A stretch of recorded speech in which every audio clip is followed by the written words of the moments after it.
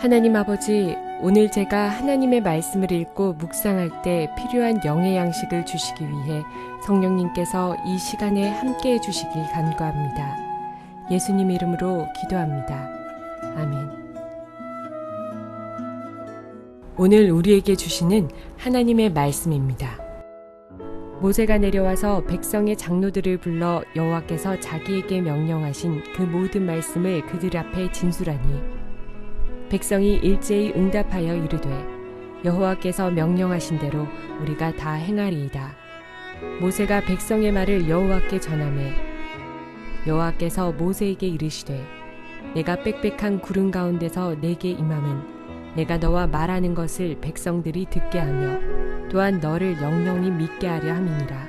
모세가 백성의 말을 여호와께 아뢰었으므로 여호와께서 모세에게 이르시되 너는 백성에게로 가서 오늘과 내일 그들을 성결하게 하며 그들에게 옷을 빨게 하고 준비하게 하여 셋째 날을 기다리게 하라. 이는 셋째 날에 나 여호와가 온 백성의 목전에서 시내산에 강림할 것임이니 너는 백성을 위하여 주의의 경계를 정하고 이르기를 너희는 삼가 산에 오르거나 그 경계를 침범하지 말지니 산을 침범하는 자는 반드시 죽임을 당할 것이라.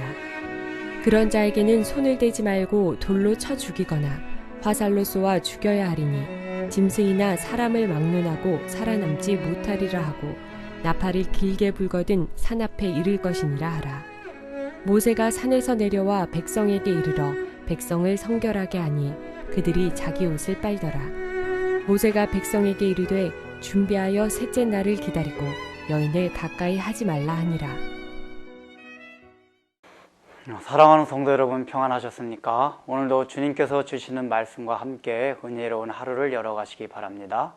오늘 우리에게 주실 하나님의 말씀은 출애굽기 19장 7절에서 15절 말씀입니다.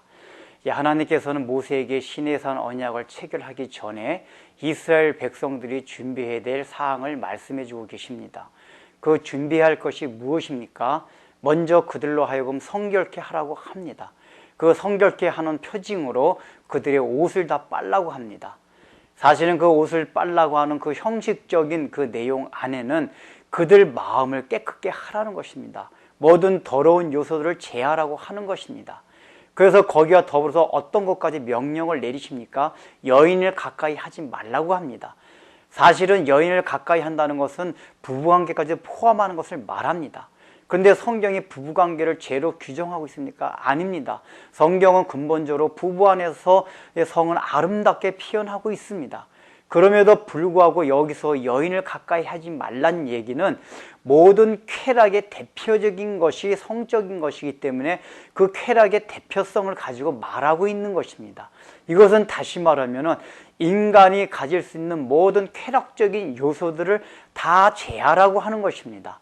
너희들의 모든 안에 있는 죄악과 더러운 것들을 씻어낼 뿐만 아니라 너희들이 즐기고 있는 쾌락적인 요소까지도 다 일단은 금지하고 조용히 기다리라고 하고 있는 것입니다. 그러시면서 어떻게 말씀하십니까? 3일간을 기다리라고 말씀하십니다. 하나님께서는 바로 이스라엘 백성들 앞에 임재하지 않고 나타나지 않으셨습니다. 3일간 그들로 하여금 기다리게 했습니다. 그들로 준비하게 하면서 그들의 마음속에 하나님을 사모하게 하셨던 것입니다. 이것이 왜 필요합니까? 하나님이 너무 거룩한 분이기 때문에 하나님을 만나기 위한 준비 없이 만나는 것이 굉장히 위험한 것을 말합니다. 지금까지 이스라엘 백성들은 그저 모세에게 이끌려서 억지로 여기까지 왔습니다. 그러나 이제 이들이 하나님을 만나기 위해서는 그대로 이 상태에서 만나게 되면은 너무나 하나님의 거룩하신 그 영광 앞에서 그들이 오히려 죽을 수가 있습니다. 그래서 하나님께서 뭐라고 말씀하십니까? 너희가 여기서 산 기슭에 있고 그 산의 경계를 정해가지고 그 이상 올라오지 못하게 하라고 모세에게 말씀하십니다.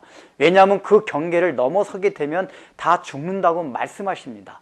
그것은 하나님의 거룩하심과 영광이 너무 크기 때문에 이스라엘 백성들이 이렇게 준비를 하고 기다림에도 불구하고 죽는다는 것을 말하고 있습니다. 그것은 하나님의 거룩하심이 얼마나 위험하고 장엄한지를 우리에게 말씀해 주고 있는 것입니다. 우리가 신앙을 생각하고 구원을 생각할 때 이 하나님의 거룩하심에 대해서 누누이 강조하는 것이지만 이걸 우리가 계속 생각해야만 합니다. 우리가 이것을 생각하지 아니하고 어떤 하나님의 사랑만 생각하게 되면은 구원에 있어서 굉장히 중요한 것을 놓치게 됩니다. 시내산 언약에 있어서도 바로 가장 첫 번째 이스라엘 백성들한테 가르쳐 주었던 것이 하나님의 거룩하심에 대한 것이었습니다. 거룩하시기 때문에 너희가 성별되게 깨끗하게 모든 옷을 빨고 거룩하게 하고 또 여인을 가까이 하지 말며 또한 너희가 바로 어느 경계선까지는 올라가지 말라고 지금 이스라엘 백성들에게 명령하고 있는 것입니다. 이것은 지금 하나님이 이스라엘 백성들로 하여금 하나님이 얼마나 거룩하신 분인가를 그들로 하여금 깨닫게 하기 위해서입니다.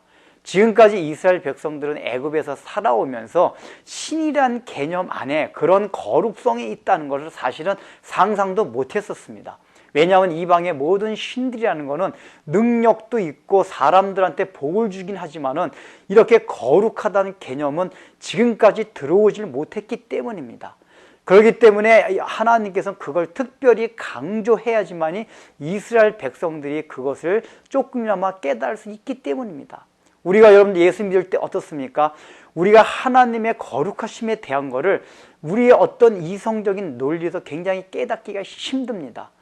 그 하나님의 거룩하심을 깨달아야지만이 이 인간 세상과 우리 안에 있는 이 내면에 얼마나 많은 죄악이 있다는 것을 깨달을 수가 있습니다. 우리가 아홉 번째 재앙에서도 다루었지만은 이 세상이 흑암이라는 것을 알기 위해서는 하나님이 얼마나 거룩한 영광의 빛이 있다는 것을 알 때 이 세상에 암흑이 있다는 것을 알게 됩니다. 그러나 여러분들 어떻습니까? 이 세상을 살아가면서 그런 마음이 듭니까? 우리 그런 마음이 들지 않습니다. 뭐 사람이 적당하게 이렇게 나름대로 아름다운 것도 있고 착한 것도 있고 이렇게 뭔가 이렇게 여러 가지 살만한데 왜 자꾸만 기독교에서는 성경에서는 이게 죄악의 세상이라 그러고 망할 세상이라 그러고 왜 하나님 앞에 진노받을 세상에 말하고 있는가? 이것이 하나님의 거룩하심을 생각 못하면 절대 생각해낼 수 없는 개념들입니다. 그 속에 들어와 할 때 이 세상이 얼마나 악하고 하나님 앞에 진노받을 그곳이라는 것을 알게 된다는 것입니다.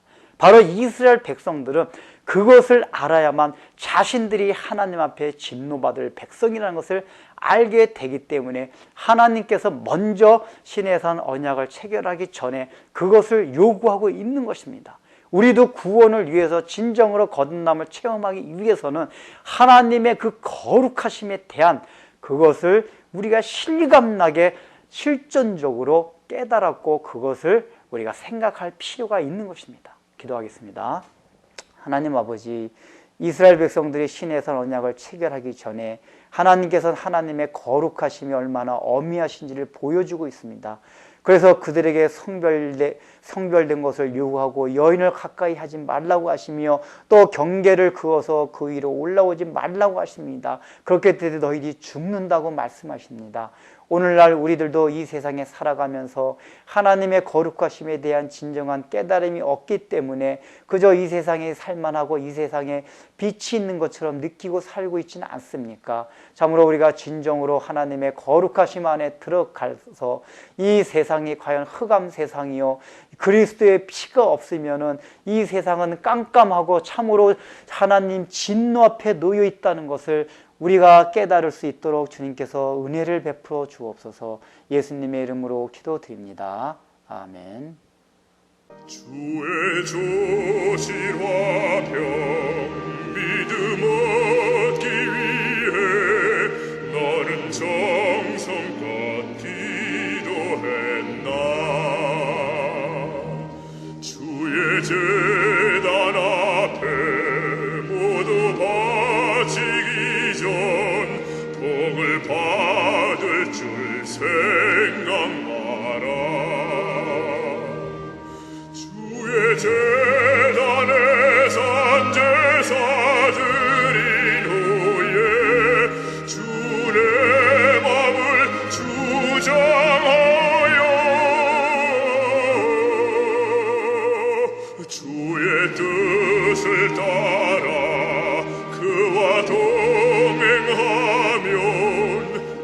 생통나는